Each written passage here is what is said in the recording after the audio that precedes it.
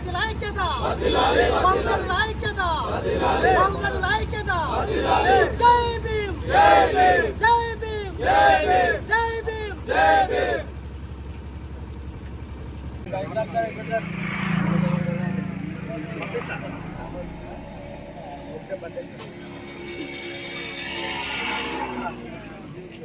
అందరికీ డాక్టర్ బాబాసాహెబ్ అంబేద్కర్ 135వ జయంతి శుభాకాంక్షలు.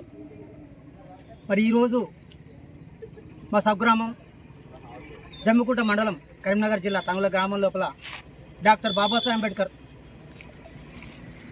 135వ జయంతి ఉత్సవాలు ఘనంగా మా అణగారిన వర్గాల బిడ్డలు, బహుజన బిడ్డలు, బీసీ, ఎస్సీ, ఎస్టీ, మైనార్టీ సోదరులు, ప్రజాప్రతినిధులు, మా జక్క కిరణ్ గౌడ్ సర్పంచ్ గారి ఆధ్వర్యం లోపల గ్రామ పంచాయతీ పాలకవర్గం, మా ఉప సర్పంచ్ అంబాల స్వప్న రజనీకాంత్ ఆధ్వర్యం లోపల కూడా ఘనంగా నిర్వహించడం జరిగింది. మా దళిత నాయకులు అయినటువంటి మా సాగరు, మా మాజీ ఎంపీటీసీ రామస్వామి గారు, ఈ యొక్క కార్యక్రమానికి దాసారం మహేందర్, బీఎస్పీ నాయకులు ప్రతి ఒక్కరు కూడా ఈ యొక్క కార్యక్రమం రావడం జరిగింది. అలాగే మరి వాస్తవంగా కూడా గత 20 సంవత్సరాలుగా ఇవాళ అంబేద్కర్ బొమ్మ ఇక్కడ నిలబడడానికి మరి మా వాసాల కుమార్ ఆధ్వర్యం లోపల మేము అందరం కూడా సహకరించి కూడా ఇవాళ అంబేద్కర్ విగ్రహం ఇక్కడ నెలకొల్పడానికి కూడా సహకరించడం జరిగింది. వారందరికీ కూడా అంబేద్కర్ జయంతి శుభాకాంక్షలు తెలియజేస్తూ, ముఖ్యంగా ఈరోజు డాక్టర్ బాబాసాహెబ్ అంబేద్కర్ గారు మరి మనకు జ్ఞానోదయం కలిగించకపోతే మన దళితవాడలో కానీ మన బీసీలలో కానీ ఇప్పటికి కూడా అగ్రవర్ణాలు పెత్తనే ఉండే మరి ఆయన రాజ్యాంగ రూపకల్పన లోపల మనకు ప్రత్యేకమైనటువంటి ఆర్టికల్స్ చెప్పించి ఈరోజు మహిళా రిజర్వేషన్ బిల్లు గురించి కూడా అన్ని పార్టీలు చర్చిస్తున్నారంటే కూడా డాక్టర్ బాబాసాహెబ్ అంబేద్కర్ గారు ఆయన ఒక ఆర్టికల్ అందులో పొందుపరచడం ద్వారా ఇవాళ మహిళా బిల్లు రాబోతుంది. మహిళా బిల్లుకి మేము స్వాగతిస్తున్నాం, తప్పు లేదు.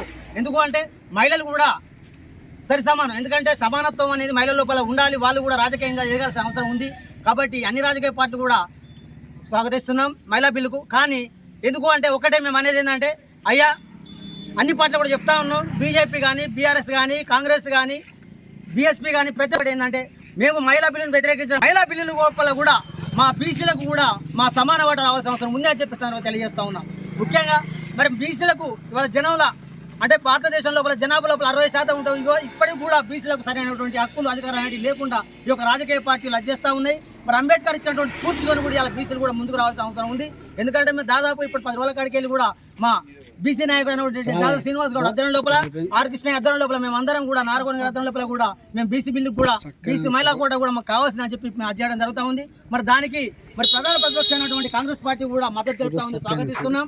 అట్లాగే మరి బీజేపీ కూడా తప్పకుండా సపోర్ట్ చేసినట్టయితే ఈ రెండు పార్టీలు సపోర్ట్ చేస్తే బీసీ మహిళా బిల్లు కూడా ఆమోదం పొందేటువంటి అవకాశం ఉంది అని చెప్పి తెలియజేస్తూ